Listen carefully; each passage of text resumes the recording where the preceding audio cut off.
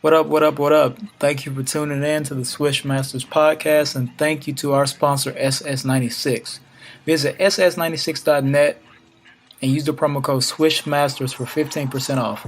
Yeah, that's right, you heard me right. 15% off on all store items. Hats, hoodies, t-shirts, whatever you need, SS96 has it. Also, don't forget to go and check out that music from Straight Stoner, produced by yours truly. You know what it is, Gut Gang, mobbing, sleepwalking. We out here. Thank you.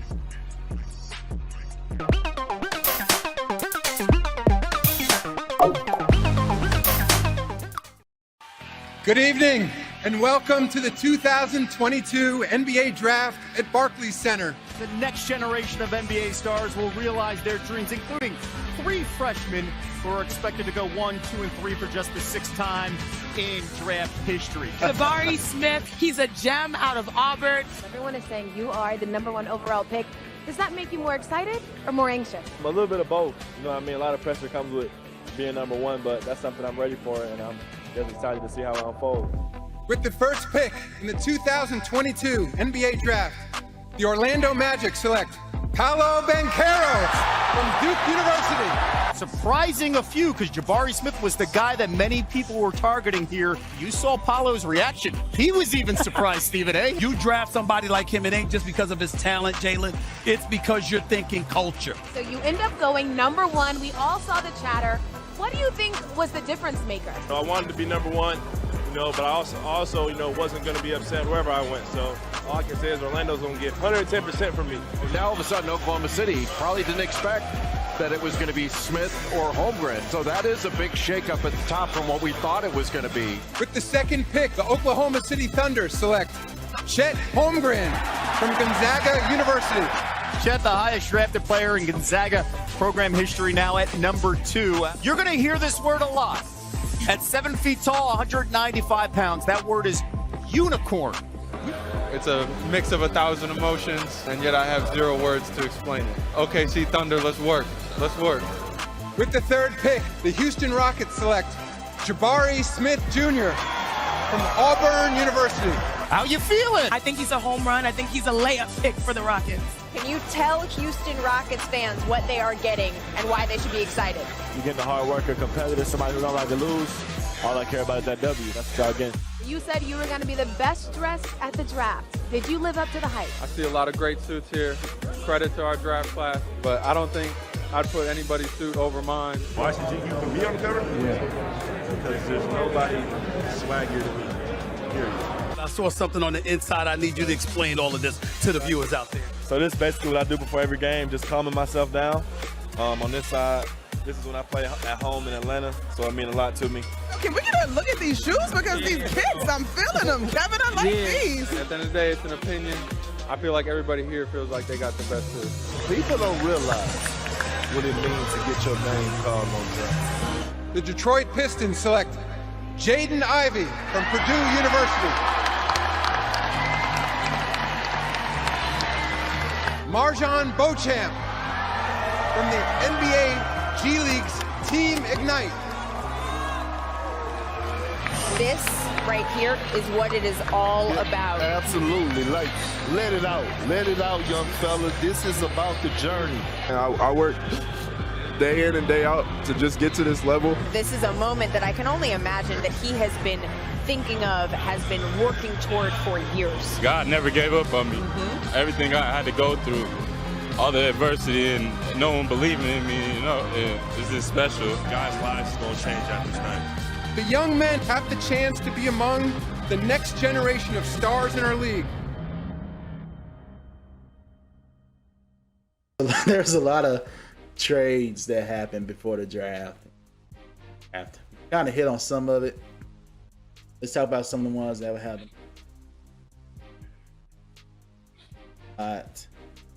Look, first of all, it's about the trade that kicked everything off. Honestly,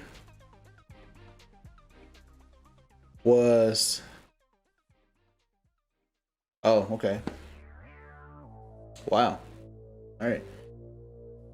So the trade was complete yesterday. So All right. One of the trades that kicked everything off was the Mavericks trading for Christian Wood. Yeah. Okay. So the Mavericks got Christian Wood. The Rockets get Wendell Moore, Sterling Brown, Marquise Chris, Orban is gone now. That sucks. And Trey Burke. All right. So that was one of the first things that really happened to hit everything off. That was kind of tough. So yeah, what are your thoughts on that trade, real quick? I think it was great for Dallas. I personally like Christian Wood. I enjoy his. I remember seeing him, grow as a player in Detroit and becoming a force. And when he got to Houston, I think he said it himself. He just needed a chance to show what he could do, and he was scoring. He's a great big. He can do a little bit of everything. He can shoot outside jump shots.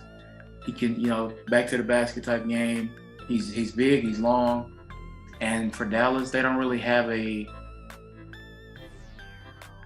Let me see. They don't have a big that's like that versatile. If you think about Dwight Powell and Cleaver, I think they're good, but they're not like at the level that I think Christian Wood is. I think that's gonna make a difference for them down the line in this upcoming season. And it sucks that they lost Boban because he's just iconic. Yeah, he is. Shout out to Boban, But even like as you named the players that they traded away to get Christian, Marquise Chris was like the only person I could I could put a name and a face to match. So I think it was a good trade for them, and maybe Houston can use some assets. Well, Trey Burke is the other one, but he wasn't getting a lot of time on the court at that point. So I think it's a win for Dallas for sure. Yeah. Good win for Dallas. Another trade that happened that's pretty significant was so the Timberwolves got Wendell Moore, was his pick, and the Rockets got Ty Washington. And they got future second round picks. Again, that was I kind of hit on this earlier about how significant that was. Yeah. Because that feels a need. Especially with Wall did exercise his option. He did opt in. So of course. of course. So you still need to try to settle for the future. At least get someone to play. Yeah. Going back to Christian Wood, I agree with you. Christian Wood, that trade he's someone that can space the floor for Luka too. The floor spacer, back inside. Yeah, he's a really good pickup. Absolutely. Really good pickup. So I feel like they still need a little bit more because Christian Wood is good offensively. Mm-hmm. I still feel like they need superior. Christian Wood is great offensively. He's not as good defensively. Yeah. Like ideally, I would play him at the 4. They can still try to get DeAndre Ayton. Perfect. We'll see. That would be, that'd be perfect. That would be a mean lineup for sure. That'd be perfect. That means it also depends on what they do with Jalen Brunson. So yeah. And they still have THJ. He just is coming back from injury. Yeah, I think honestly, he can live without Brunson. You still can get Dinwiddie. You still got Dinwiddie. Yeah, Dinwiddie was great in the playoffs. Yeah, fill the void for you. Oh no, that's my. Other than that, there are a lot of other different trades in here that happened. Of course, we talked about.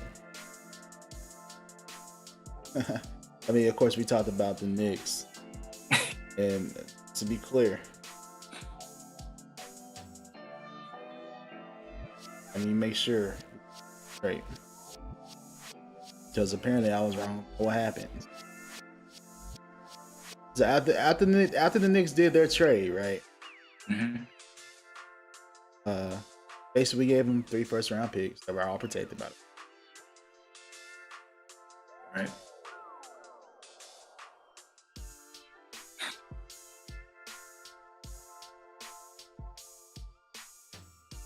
Mm-hmm. So now,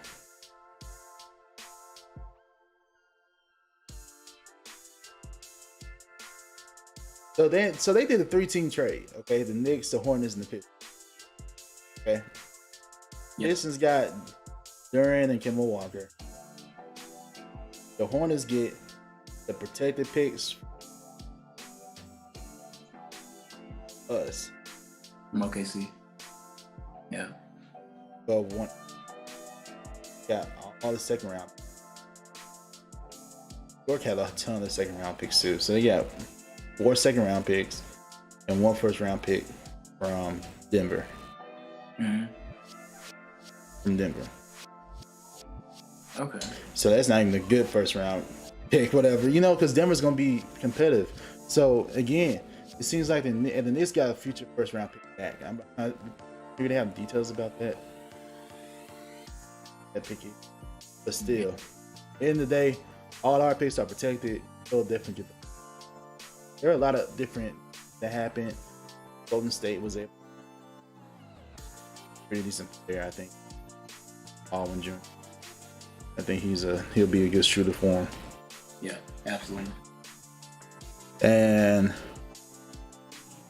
yeah, that's basically something. Oh, can't believe I forgot about this one.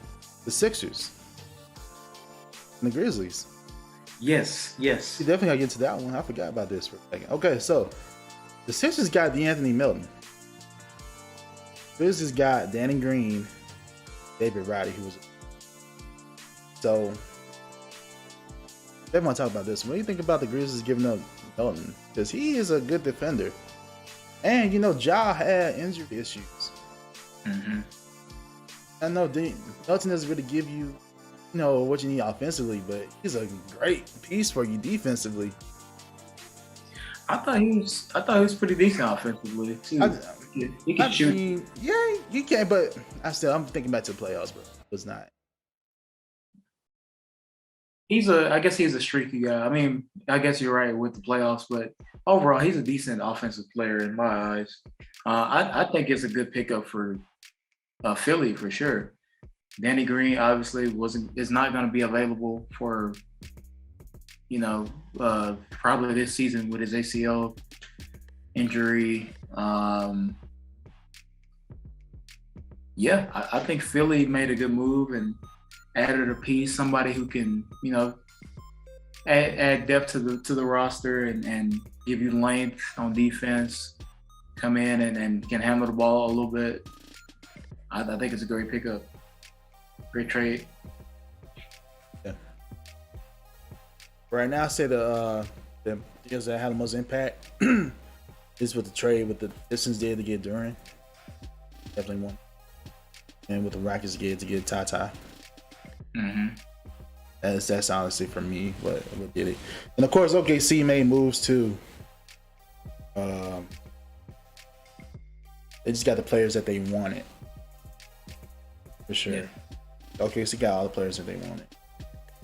So as they always do. For sure, yeah. And we still get some good picks. I'm telling you, next year is what's gonna matter. Y'all remember this name. I'm marking this dude up, man. Victor Wembanyama. Beast. 7-foot center, man. He can shoot, handle the ball, pass, do everything. He is gonna be y'all right now. Okay. Get Victor. You're gonna be different. We'll have Shea, Giddey, all the other valuable young pieces. You put Chet at the 4 and Victor at the 5. Oh, it's over. It's over. We'll see, man. And then we still got future draft picks to get probably Bronny. No. No. Okay, see, and LeBron gonna play wherever Bronny goes. So oh my God. Gonna get some. LeBron James. Father Time. Oh man, that's Okay, see, don't sleep. Don't sleep. Don't sleep. I'm telling y'all, don't sleep on OKC. But yeah, that's basically everything on the draft, though. Touch on about all the pretty important stories that happened out of the draft, and the next big thing for the NBA will be free agency. But some stuff has already started happening. Yes. Let's get into it. Actually, before we do that, Arizona or trade I forgot to talk about real quick. Jeremy Grant. Oh, oh God, yes. So glad we were. Jeremy Grant traded from the Pistons to Trailblazers. Yep. Your thoughts on that? That was I mean, to be when the news was announced originally about that trade, I was like, the Blazers got him for nothing. Yeah, they got him for draft picks, and I think it was cash. So yeah, this is it. They got him for a protected 2025 first round pick. Mm-hmm. Some additional draft assets. So and the Blazers were able to absorb his salary by using a trade exception, some other trade. I wonder. Oh, it's probably from CJ McCollum. It's probably a trade exception. Probably. But yeah. And he's entering the final year of his contract, and he's eligible to sign a 4-year, $112 million extension. I like it. For Portland, I like it. I think Jeremy Grant, I think he had an injury, maybe a season-ending injury this year too. But he, for like the past 2 or 3 seasons, has just upped his game a lot. And I think early on was in that consideration for most improved, was a standout player in Detroit to me. And I think that Portland needs like those type of tall wing players that can be versatile defenders, score inside, outside. I think that adds a lot of depth to them, and you know they need it to give Dame some help. I like it. I'm sure Detroit can use those draft assets, or maybe that was, maybe it's something they have in the works as we speak. But I think it was just surprising because it's like, dang, they just gave up a draft pick for 3 years from now and a bunch of nothing to me. It was surprising because I was I was scrolling through Twitter and I saw like the meme with what the Blazers gave up for for Jeremy Grant. It was like the SpongeBob meme with a paperclip and a rubber band. So that was hilarious. And I was like, yeah, they didn't really give up. I would think for Jeremy Grant, you would have to give up a little bit more than just draft picks. But hey, shout out to Portland for landing him. Yeah, I think that just also shows you how you see Pistons' goal here. Their goal was just to get rid of it and clear some cap space. That was the goal here. That's why they didn't mind getting draft assets. Yeah. Draft capital. So you really tell the motives here. So it all depends on the franchise what they're doing. They accomplished their goals. You got some good players. They cleared the cap space for some free agents want to sign this summer. Definitely. That's what they had to do. As far as your Trailblazers, I still think you need more. I did always think they needed a good, forward to push past, but that was before y'all traded CJ McCollum. So y'all still need more. Need more in the scoring department now. That's not. I like Anthony. I like him. Somebody used to develop. Nurkic is just, he's okay, but if you can upgrade the big man spot, I would do that. Yeah. that's about that. That's about it. And I remember we talked about the Melton trade too. I forgot about this part. The Grizzlies, Kennedy Chandler also dropped the second round. He was projected to go in the first round, but he dropped and he landed Grizzlies' lap. So that's a guard who was before, like last year, he was projected to be like one of the top guards in the draft as well, but he just fell for whatever reason. So, and he's a skilled ball player,